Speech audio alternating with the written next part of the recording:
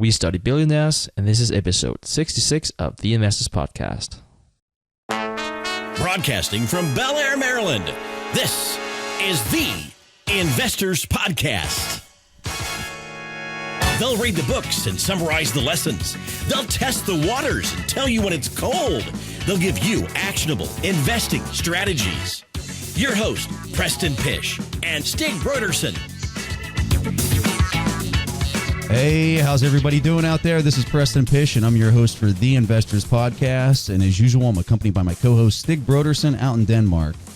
We've got a lot more people than just Stig with us today because we have assembled the Mastermind discussion yet again for the fourth quarter of 2015. And Toby Carlisle basically said, I don't want to be here anymore. I am moving out of the United States. I'm going to Australia, and I'll see you guys later.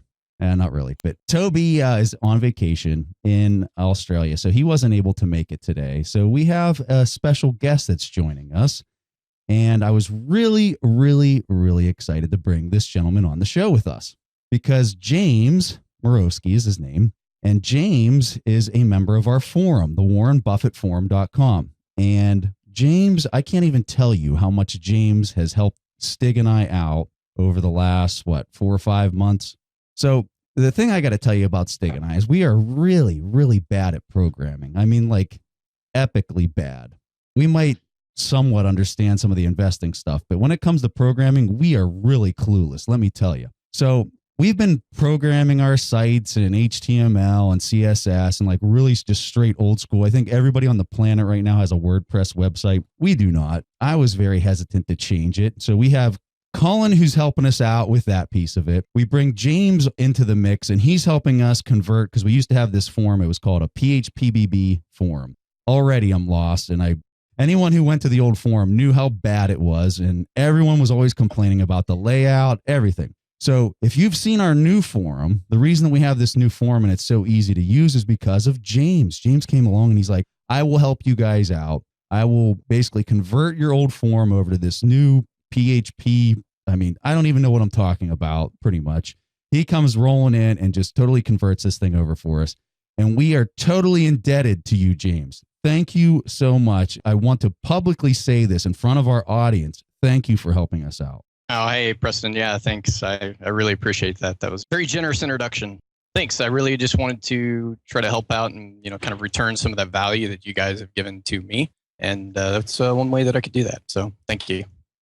So we're really excited to have James because what James is doing is he's really bringing the voice of the users on our forum. So we want to show our audience, hey, we're going to start bringing people into the mix here. It doesn't necessarily have to be somebody that's helped us out. Like in James's case, we can pull somebody off the forum. There's so much talent in our community. It's insane. It's totally insane. So James is here today to represent our forum community. He's going to be asking a bunch of questions that he's pulled from the forum, some that he has on his own, some that he's pulled from previous episodes. So in addition to having James on the show, we have Colin Yablonsky from Inbound Interactive. He's up in Canada. Also, Hari Ramachandra, who's been with us since the very beginning of the show, and he's from bitsbusiness.com. So guys, what we're going to do is we're just going to open it up onto the floor. And I think since James is the new guy, let's go ahead and give him the first opportunity to ask a question and open it up to the group. So James, go ahead and fire away when you're ready.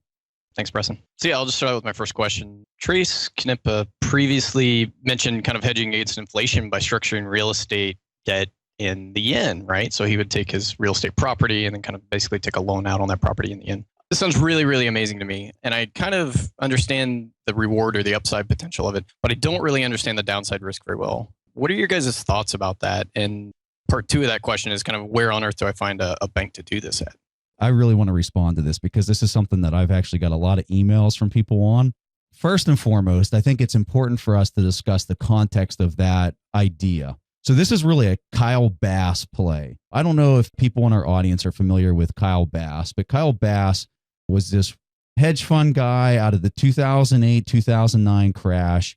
He was basically buying insurance policies on CDOs, consolidated debt obligations. And basically, if CDOs collapsed and went to nothing, he could exercise those insurance policies and basically make everything on return. It was like this huge upside downside bet that he had put on CDOs during the last collapse.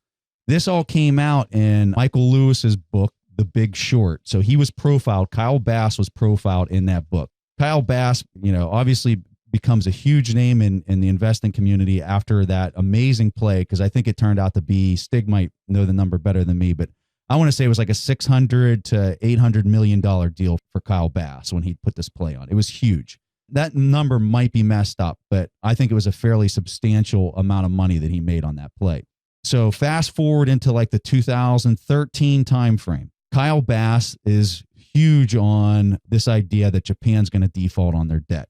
In fact, that's where Trace got the whole idea. From my understanding, that's where Trace got the whole idea for all this stuff. So Kyle Bass, being the smart guy that he is, he's out of Texas, I think Dallas, Texas, for anybody that's interested. So Kyle Bass, being the smart businessman that he is, comes up with a marketing strategy for how he can sell this idea of shorting Japanese debt. So one of the ideas that he comes up with for marketing this is, let me take out a loan on my house, which he obviously didn't need to do.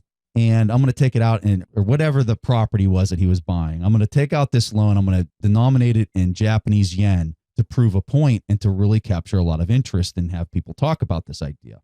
So Kyle Bass does this. It becomes this big idea and it gets a lot of people talking. Now, fast forward to where we're at right now in the very end of 2015. Do I think that this is a good idea? Actually, I don't think it's a good idea. I think there's a little bit of concern with this. Actually, just recently read a report that was saying that most banks think that the Japanese yen is actually going to gain strength over the next year to the tune of like 15% strength in the Japanese yen. Now, why would I think that would happen, or do I agree with that? I don't know if I agree with it or not, but there's a lot of big banks that are saying that this is going to happen, not just one.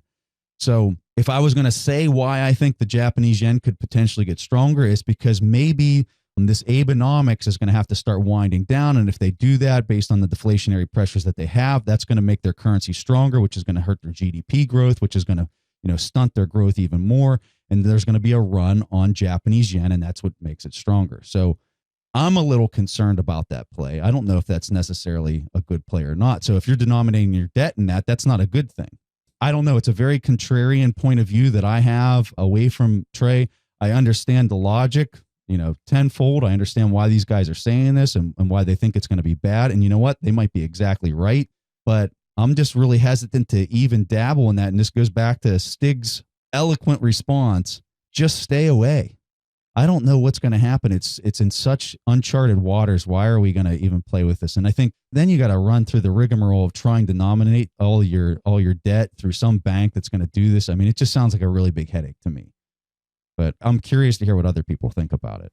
I am not really a big fan of this play. Like Preston, I can see the logic. If you do think that the yen will default, or the Japanese economy for that matter, which will be both in the end, obviously, it might be a good play. But I'm just thinking, if you want to go into real estate, hey, guess what? Go into real estate. If you want to speculate in currency, I definitely wouldn't recommend that, but you can do that. But why do you have to do both things at the same time? That's what I think might be confusing people. It'd be like hitting a billiard ball. You ever try to hit a billiard ball where you play off of one of your stripes and you're trying to hit another stripe into the pocket? It's a really hard shot to do. And that's kind of like exactly what Stig's saying. Why are we trying to piggyback ideas here? We're just making the shot that much more difficult. I guess that's the best way I could physically describe what Stig's saying. Yeah, and obviously Trey might be right or Kyle Bass might be right, but like if I had to look at this as a stock investor, it would be the same as if I was saying I would like to buy Coca-Cola stocks on margin. Obviously, if I'm right, I mean, it's a good investment because not only will I have a price appreciation, I can multiply that with whatever I chose to leverage that with. But guess what? If I'm wrong, I'll just be punished that much harder. So yeah, I wouldn't like to do that. All right, James. I don't know if that helps answer the question for you or not, but those are some of my thoughts, Stig's thoughts. Hari or Colin, did you guys have anything to piggyback on with that? Preston, I have one thought to share. When I was listening to your description, one thing was sure that this is way out of my circle of competence.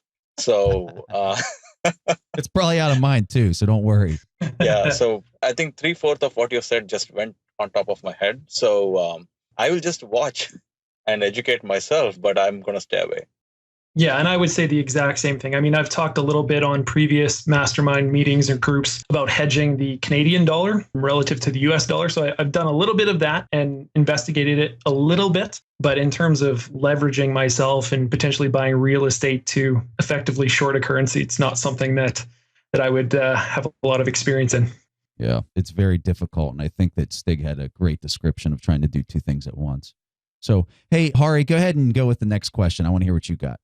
Sure. Just talking about the markets in general, we know that a lot of countries are facing slowdown in their markets, whether it is China or Japan. And US is kind of relatively doing well. It's like a good house in a bad neighborhood. However, there has been a recent discussions all around about, are we in a bubble or the stock market in US getting overheated? This brings to the point that Manish Pabrai made in his annual shareholders meeting. He said he doesn't think we are in a bubble. However, he said he thinks we might be revisiting Nifty 50. And for those who are not familiar with Nifty 50, Nifty 50 refers to the 50 popular large cap stocks on New York Stock Exchange in the 1960s and 70s. And they were regarded as solid buy and hold growth stocks. And the Nifty 50 was credited for propelling the bull markets in 1970s. And most of them were solid performers. And these companies are still around. And these are companies like McDonald's or Disney. However, there were few technology stocks in that Nifty 50 like Polaroid and Eastman Kodak or Digital. They are not here anymore. So not all of them were great. However, the PE valuation for them were really high. They were in the 90s. And as we enter the 1980s, the valuations for them drastically fell. And obviously, a lot of people lost money. And Pabrai kind of, saw some similarities in today's market where there are some darlings of the stock market who are highly valued companies in the technology sector. And there are many other companies which are decent but are totally ignored by the market. So he said there is some imbalance in the market. I wanted to get your thoughts. What do you think? I don't know. There was an article in Forbes back in November, and it talked about the S&P 500, right? And that there were basically 5 companies kind of carrying the S&P 500. And it was like Amazon, like Alphabet, Microsoft, Facebook, GE. And it basically stated something along the lines of, without those companies, that the S&P 500 would be at a negative, right, by like 2.5% or somewhere around that number. So I don't know if that kind of highlights what you're talking about, Hari. Yes, I think that's a good point. In fact, Amazon or Alphabet or even Facebook and many other technology companies are valued at a very high PE today. And some of them don't even show earnings based on GAAP reporting. They have adjusted EBITDA earnings. And even then, they're valued in terms of PE multiples of more than 50 or 60, which kind of is very similar to the Nifty 50 era. So it's a great study to learn from what happened and what kind of mindset and psychology played into the higher valuations then. So all of them, as you mentioned, starts with a grain of truth that, yes, the Nifty 50 were great buy and hold stocks, and they were growth stocks as well. They were growing at a very healthy pace. But when you overvalue them and when you pay really high prices, they no longer are as great as an investment. So that was the point, I guess, Oberoi was trying to make. Even today, Amazon is a great company, but at some price, it will start looking to be a mediocre investment.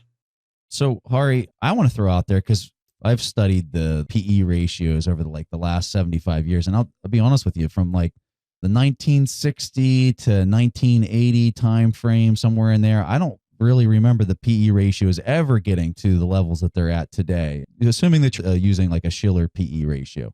Right now where we're at, it's much higher than we ever had back then. Now, I think your point is more that there was a few companies that had multiples. They were traded at multiples similar to the ones we're seeing today. But I would disagree with Pabrai, which means I'm probably wrong. But I would disagree with Pabrai and say that I think that we are in a much worse position today because I think you have more companies that are being traded at that multiple. And I think it's totally a function of the interest rate. So you go back to that time period. Where were interest rates in the 1970s? They were very high. And right now where we're at, we're polarizing rates to zero.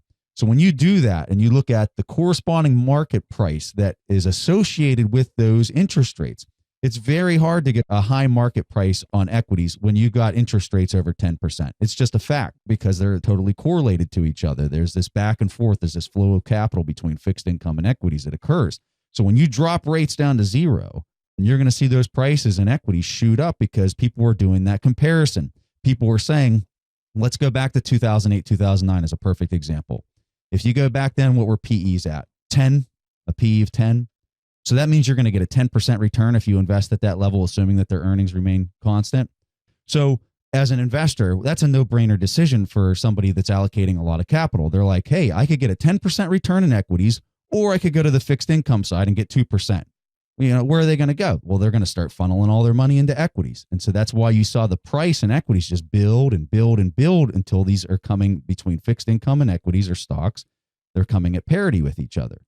And so that's why I think he's wrong. I mean, I just really do. And I think that it's a function of looking at the interest rates in this era versus that era. And I think that we're very high.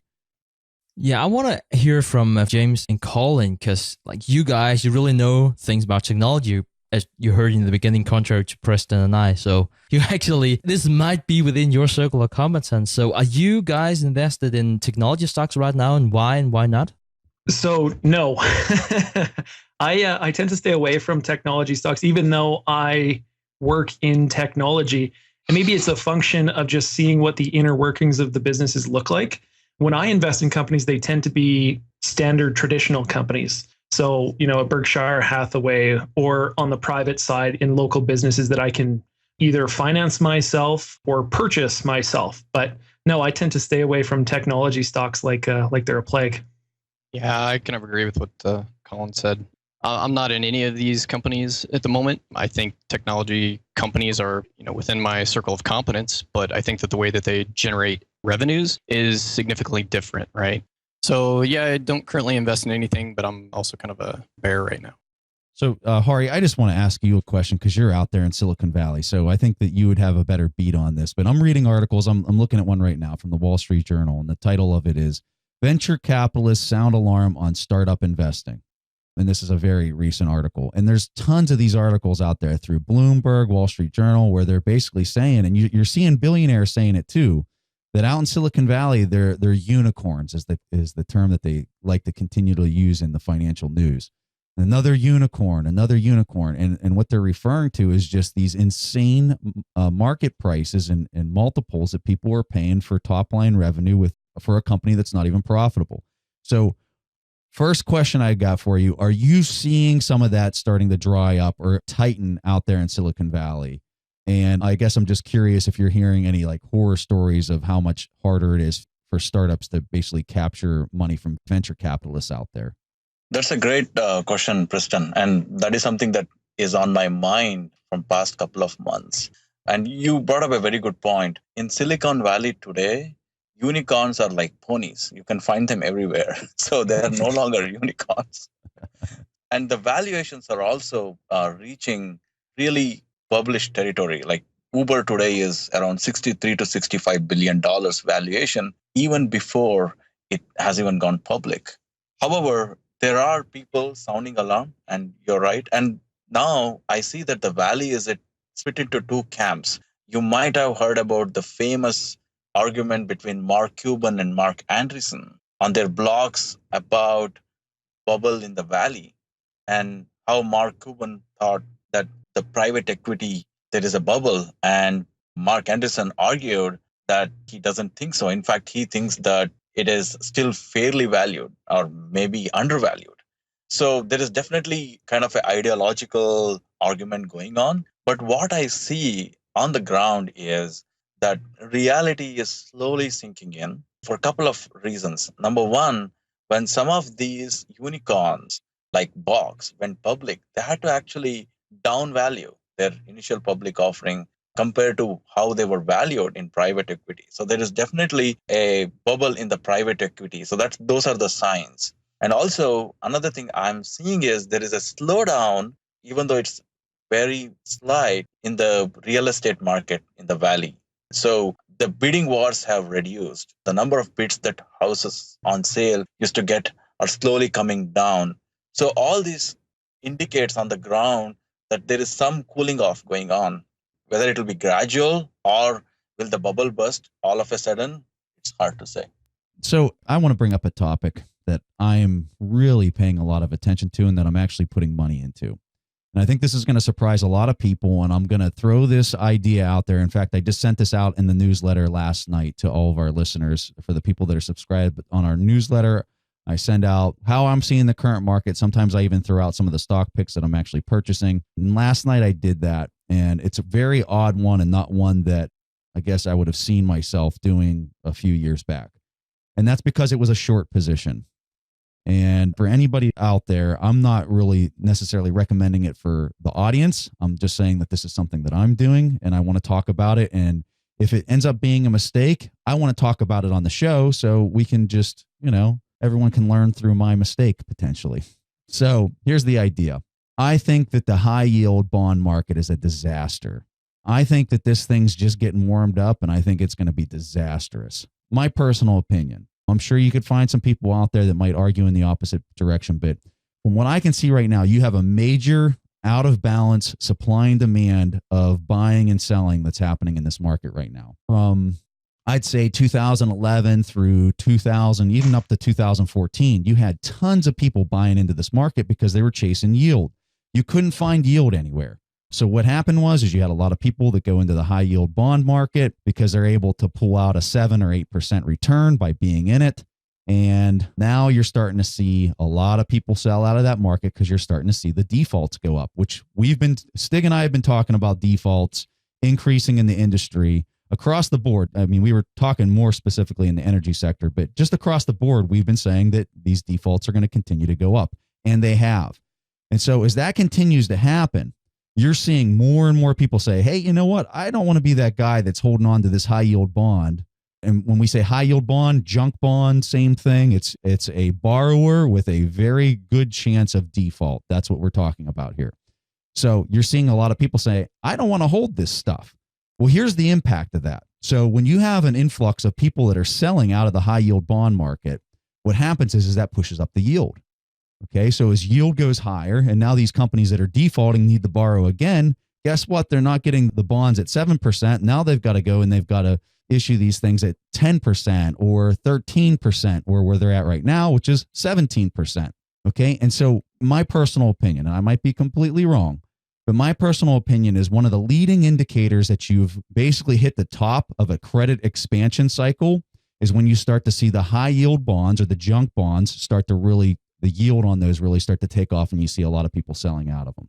That's what we're seeing right now. In fact, let me pull up my chart here so I quote this correctly. Okay, so if we go back just a couple months, you've seen the high yield go from around the 14% level clear up over 17% with just in the last month alone. Now, for some context, because my next question would immediately be, how high did high yields go during the last crash or the last tightening? And so just to put this in context, it's at 17% right now. During the last downturn in the 2008, 2009, it got as high as like 45% in high yield. So that kind of gives you an idea of how much more this has to go. So my opinion, we're moving in that direction. We're starting to see the tightening of the overall the short-term business cycle, credit cycle starting to contract. I think that the high yield bond market is the leading indicator of that. And so for me, I'm comfortable, actually very comfortable, stepping into a short position into the high yield bond market. I've done that through a ticker called SJB. If all of that sounds like Greek, all that stuff I'm saying, do not go out and buy SJB. This is something that you need to understand yourself. If it makes total perfect sense to you, then I tell you that, hey, put the play on, do it, have fun, see what happens. But I want to continue to talk about this position because it's a short position. It's not something that I've really done in the past. So with all that said, I want to open it up to the group and see if you guys have any, comments. If you think it's a bad idea, if you think it's a good idea, or you have no comment, I think we'll just go around the horn and see what people say. Well, you might be right, because right now we're seeing it like a high market, and you probably also see that there's a lot of credit, as you're saying, that's contracting, and you have an increased interest rate, or at least we assume that we have a hike in interest rate. So this is recorded December 13th, so this is before the Fed meeting, so we can be completely wrong about that, obviously, but it would make sense if you would see more sellers than buyers in this market. I think one of the reasons why I'm not doing it is that I don't know when I wanted to close my position, and I think that's something that's important for me to have an idea about. So like I would like to hear this from James, Colin, and Harry, but I would actually also like to know from you afterwards, Preston, when do you intend to close the position, or what your thoughts are on that? Okay, so we'll go around the horn and then I'll answer Stig's question. I have a question to you, and that is about the reason why the interest rates in the junk bond or the yields in the junk bond goes high. Why are people exiting out of junk bonds? And if they exit out of junk bond, where are they going? What do you think is the reason for them to exit out of their positions in the junk bonds? Do they fear that the underlying companies are not going to fare well? Or is it more a macroeconomic position? No, I'm basing it on the fact, and this is my opinion, I could be completely wrong about why people were doing it, but the reason I think that you're seeing a lot of people sell out of it is because you're seeing the defaults increase, and you're starting to see that pick up and accelerate slightly. That's why I think people were selling out of the position. And I think where they're funneling that money is I think they're keeping it in fixed income, but they're putting it into maybe federal treasuries, something that is, totally protected, that there's no risk of default on. I think that's where it's going. I don't think that they would necessarily be taking that and putting it in equities. I could be wrong, but I would say they're probably chasing something that's a lot less riskier in the fixed income side. So I would say that since I take all of my stock investing advice from Stig and Preston, that it's a brilliant idea. But, for me, I've never been a proponent of shorting.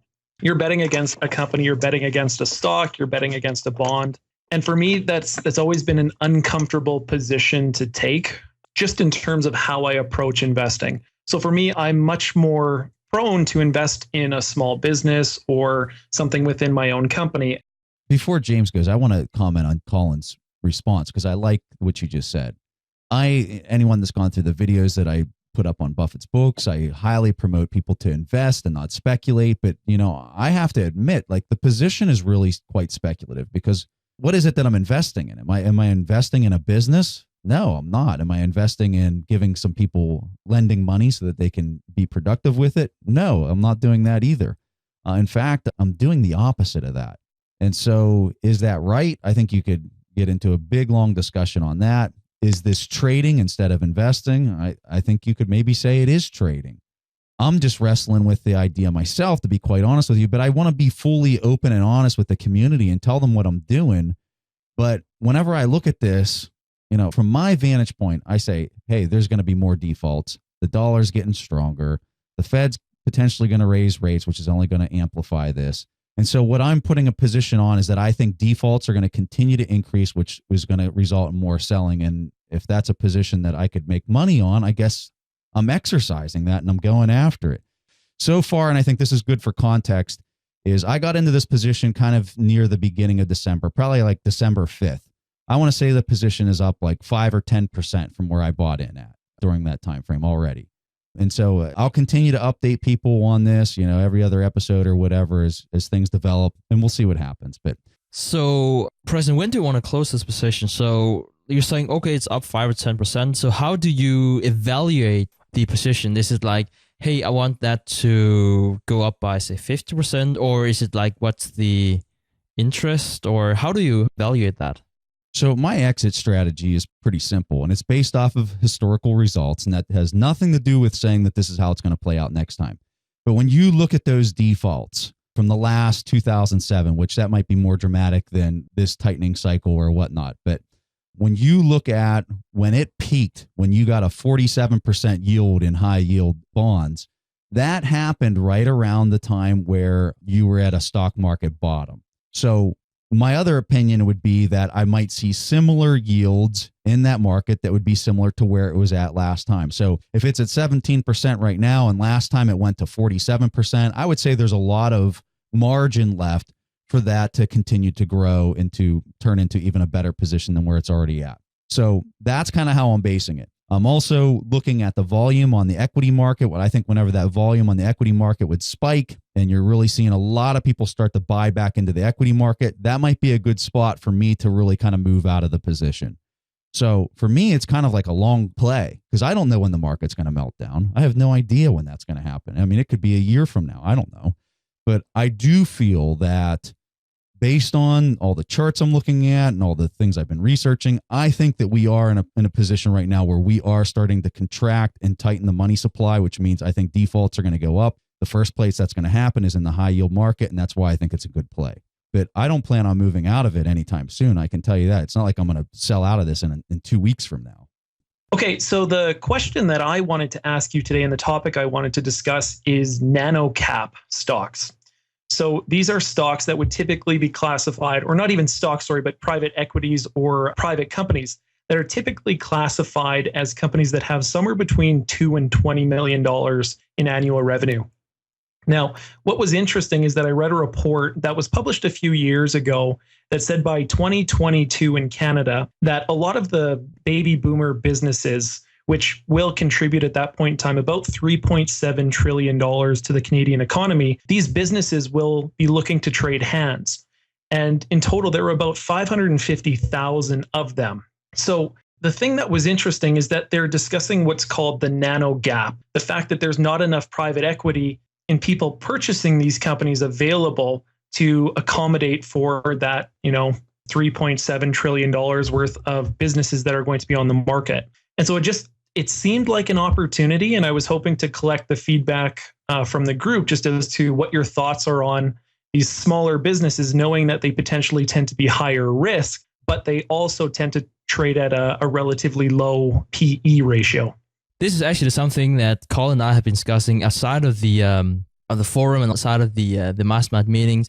We were meeting up in Canada like six months ago and doing all the maple syrup tours and with the beautiful landscape of Canada. And then we discussed a lot of business. And I think the thing I remembered most from the trip was actually this discussion we had about this gap, as you're talking about, this nano gap. And I gotta say, if I could figure out how to manage these companies, if I can figure out somewhere I could put someone I really trust to manage these companies, I think this might be one of the biggest opportunities out there right now. Because Colin said that the PEs of this company was really low, but we're really talking about PEs of 1.5, something like that. Is that correct, Colin? Yeah. So I'm a partner in a waste management company here in Calgary, and other comparable companies in the industry, I've actually seen them trade at or below the price of their assets. And when I say trade, I should actually clarify. They're private companies that have been listed for sale at or below the price of their assets, not taking into consideration their cash flow, which for a lot of small businesses can be quite substantial, even though they might only be doing $5 million in annual revenue. So, Colin, I got a question about that, what you just described, because to me, that sounds like that would be a short-term situation based on the troubles and the difficulties that they're having in the economy up there in Calgary right now. So is that a true statement, or is this something that you think has been really kind of persistent, even in a good or bad economy up there? So I've actually seen these opportunities probably over the last 12 to 24 months. I don't believe that it is to do specifically with the economy right now. In fact, a lot of the companies that I'm talking about are companies that have been for sale or listed in the United States. It tends to be more of an issue with succession planning and finding people who are willing to purchase these companies, knowing that in most cases they're owner-operator. So somebody actually has to come in and manage a team, manage staff, manage the accounting and billing, and all the other things that go along with running a small business. So would you say that basically these people have created these companies, but what they've really done is just create a job for themselves?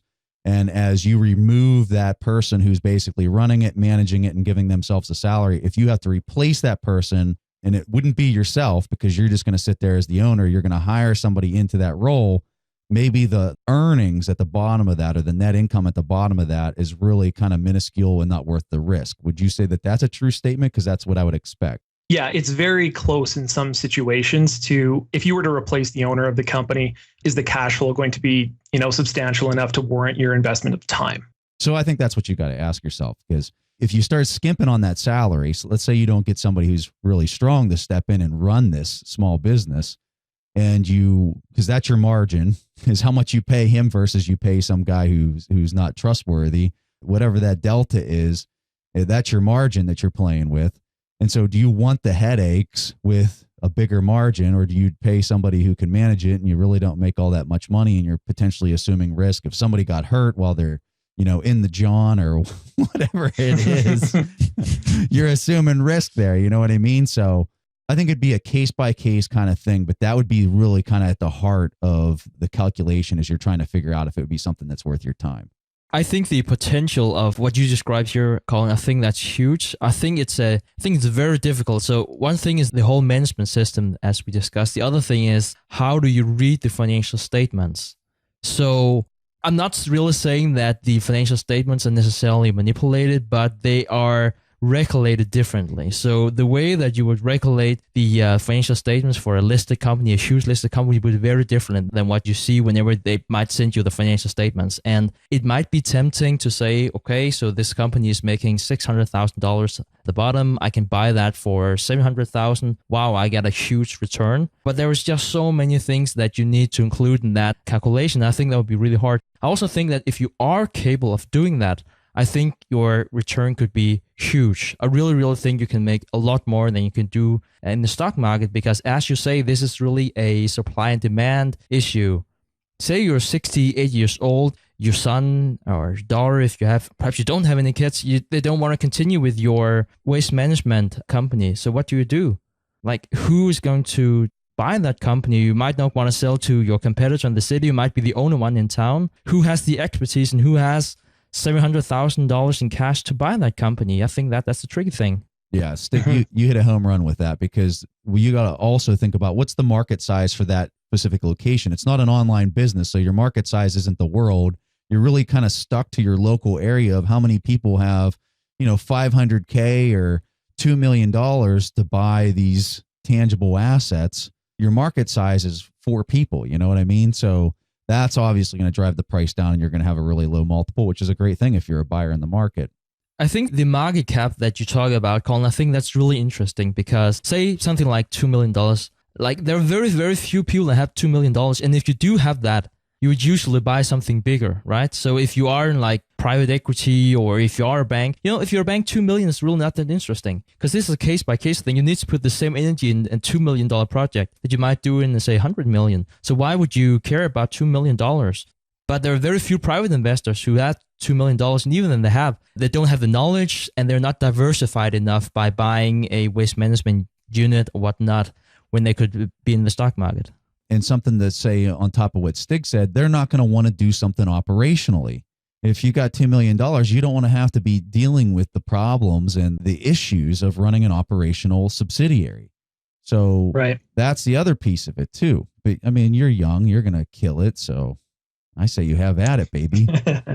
I'm just thinking, I might have all this knowledge about the stock market, but that might yield 4%. And then you have someone like Colin, because his knowledge is much more specific. He actually knows how to run a waste management company. And, he has the cash and he knows what he's doing. So, and that might yield 100% a year. That's a lot more interesting to be Colin, to be Stig. I can tell you. And if anybody in Calgary types in waste management on Google, he'll be the first result, because he knows how to do that too. Yeah, let's hope so. Cool. Well, thanks for your comments, guys. So Preston and Stig, I had one question for Colin, and that is, are these companies usually service oriented, or do you find any of them having a product with captive customers? It's a good question, Hari. The companies that I've looked at tend to be more service-based, locally service-based companies. Yeah, I think that was my concern too, because as Preston and Stig mentioned, if it is a service, then the owner-operator brings in a lot of context, connections, and talent, which might be the core value of the business. That might be lost when he sells to another party. Absolutely. That is a great comment. Yeah, that makes a lot of sense. Thanks, Hari. Yeah. The IP is the know-how. of having the system and the protocol in place of how you manage it. All right, so I know Stig's got a question for us, so go ahead and fire away. Yeah, so the last quarter, I'll be looking into momentum investing. And momentum investing is very different than value investing. And I'm sure you guys are aware of what I'm talking about, but just to give you a really brief explanation. So with momentum investing, you would buy a stock, say that the stock that had appreciated most in price the previous 3 months, and then you would just buy into that in the hope that it will continue to appreciate in price. And you will continue to rebalance. And whenever a stock stops doing that, you will just rebalance that and replace it with a new one. So whenever I heard about this strategy the first time, I was like, this is the stupidest investing strategy I ever heard about. You just read my mind. Yeah.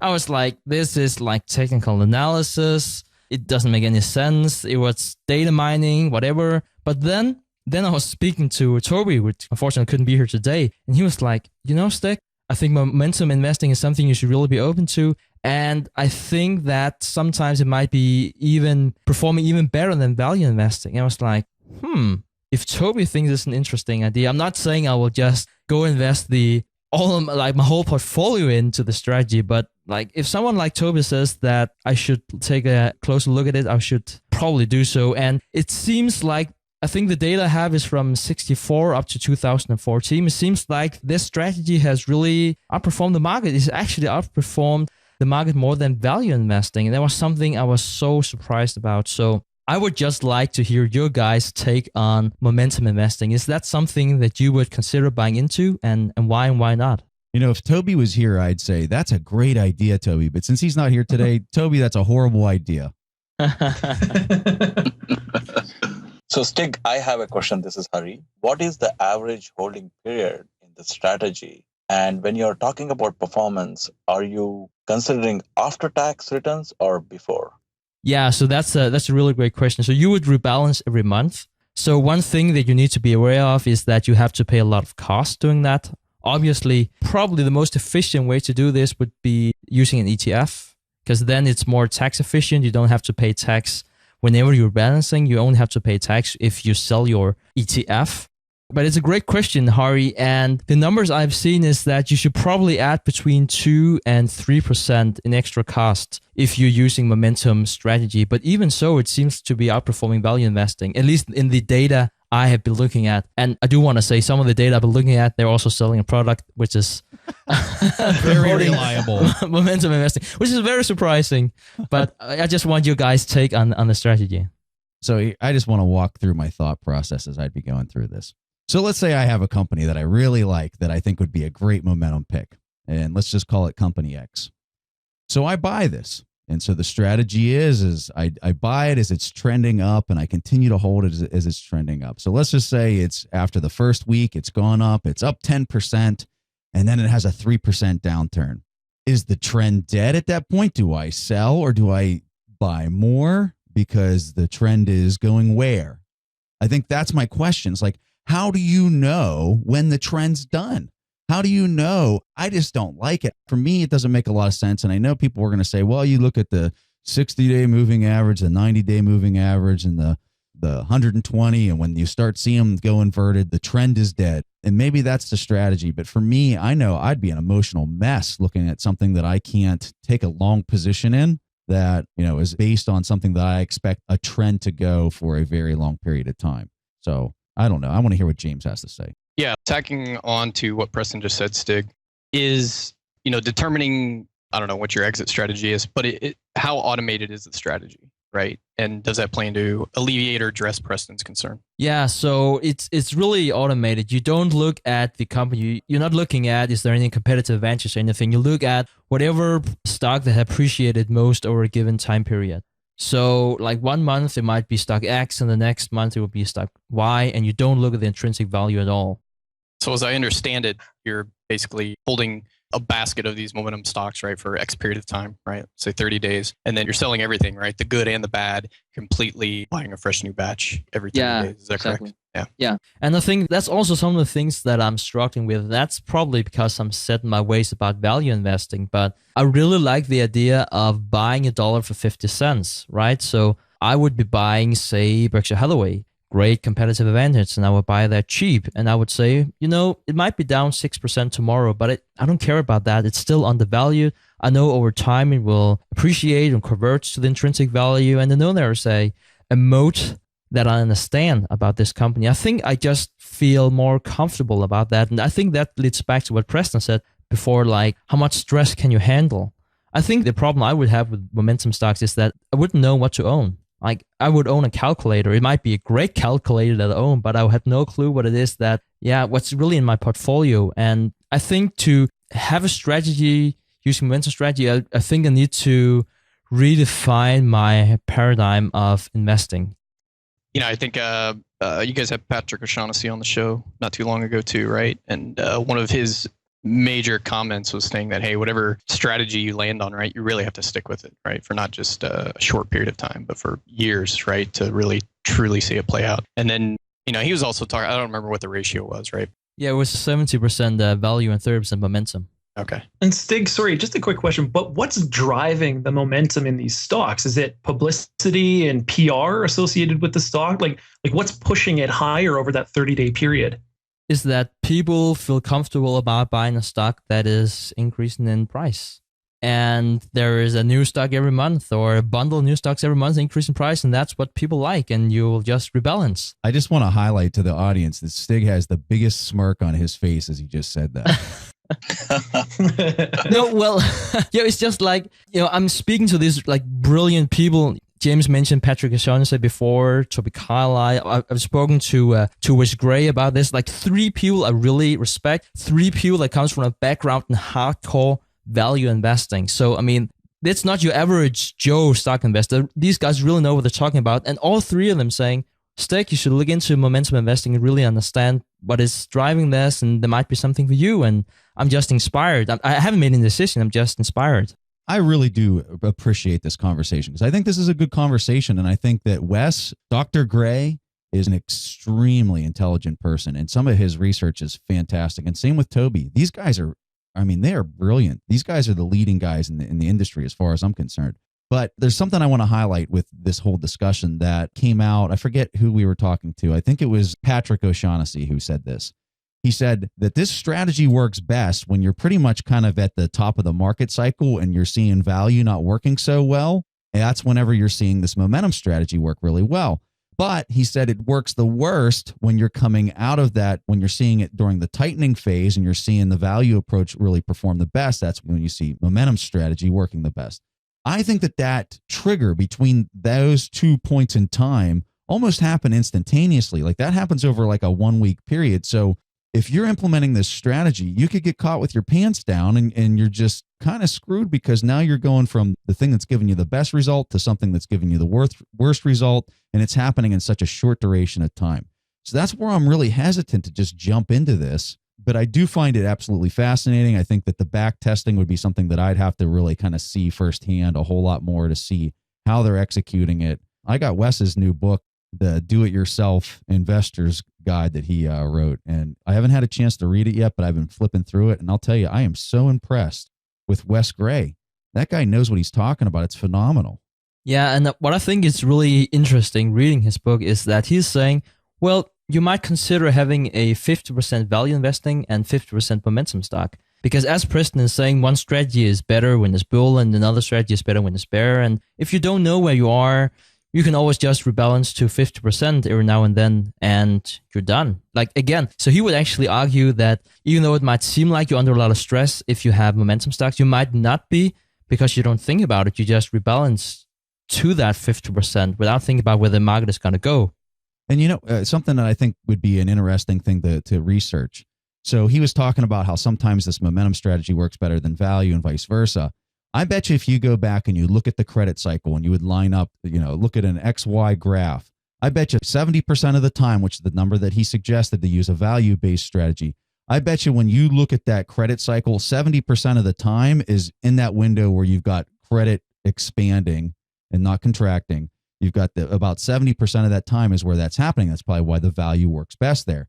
Where the other 30% is where you're going through that tightening phase and that contraction, and maybe that's where you're seeing the other strategy work better. I don't know. I think that'd be something that'd be really interesting to kind of dig into and see why he came up with those numbers. But I'm curious to hear, I haven't heard from you, Colin, and from you, Hari. So I know that you're both into hardcore value investing. So what do you think about momentum investing, and does it alter your opinion that someone like Toby, as you know, a member of Mastermind Group, but also someone like Patrick O'Shaughnessy and Wes Gray, that they are too into value investing, but still think that momentum investing might be the way to go, or at least a part of your portfolio? I think that anything that Toby says and recommends is something that you have to look at in more detail and really consider, because Toby, like you have been saying, he's one of the smartest guys that you can ever meet. Now, would I do it? I think that's a different story altogether. It seems really risky. It seems like it's just tied almost directly to the psychology of the market at that point in time. And when you are relying entirely on the psychology of the market, I think that's a risky strategy. Just thinking about it logically. That's a great point, Colin. So, and I agree with Colin as well as Preston Stig here. I feel Toby is a very smart investor. However, his situation is different from mine. Toby or any other fund manager has to compete with other fund managers as well as index. They have to perform better than an index to produce that alpha. Whereas for me as an individual investor, I'm actually competing with my bank account. So I have an easy life compared to Toby. So I don't have to raise my stress levels to kind of, follow a certain methodology. I can stick to whatever works for me personally. So I don't know whether momentum investing is better than value investing, but I feel for me personally, the unit of stress, or rather the return on unit of stress in value investing, the style I follow, is much higher than if I would follow momentum investing. So based on that, I would lean towards value investing rather than momentum. Okay, guys. So really that completes our mastermind discussion for the fourth quarter of 2015. We really had a fun time doing this. And James, so awesome to have you part of the group. Your comments were fantastic. I was so excited to be able to bring one of our members of our forum onto the show. I know a lot of the other people that participate on the forum. If this is something you guys want to try to join us for a conversation, you really want to be on the show in the worst way, shoot us a message and we'll see what we can do to try to make it happen in the future. But James, fantastic comments. Hari and Colin, thank you guys so much for your time. It's just so useful to hear some of your comments and just some of your ideas, and most importantly, some of your questions. We just treasure it. We really do. And I know that our audience really gets a lot out of it as well. So if you want to learn more about Colin Yablonsky, go to inboundinteractive.ca. He can help you out with your local search engine optimization results. Hari Ramachandra, he has his website, Bits Business. He writes some of the best articles on just anything and everything that's business related. He's located out in Silicon Valley. He's an executive over at LinkedIn. So Hari just comes with a wealth of knowledge from Silicon Valley. James Meirowsky, if you want to talk with James more, because you can tell he's got some fantastic questions, we're going to have a link in our show notes to James's Twitter profile. So if you want to shoot him any kind of questions, you want to get involved in our forum at thewarrenbuffettforum.com, or you can just go to the Investors Podcast. There's a link there for our forum as well. But we will just really thank James so much for really kind of standing our forum up and really getting it going in the right direction. So thank you guys, and we'll see you guys next week. Thanks for listening to The Investors Podcast. To listen to more shows or access to the tools discussed on the show, be sure to visit www.theinvestorspodcast.com. Submit your questions or request a guest appearance to The Investors Podcast by going to www.asktheinvestors.com. If your question is answered during the show, you will receive a free autographed copy of the Warren Buffett Accounting Book. This podcast is for entertainment purposes only. This material is copyrighted by the TIP Network and must have written approval before commercial application.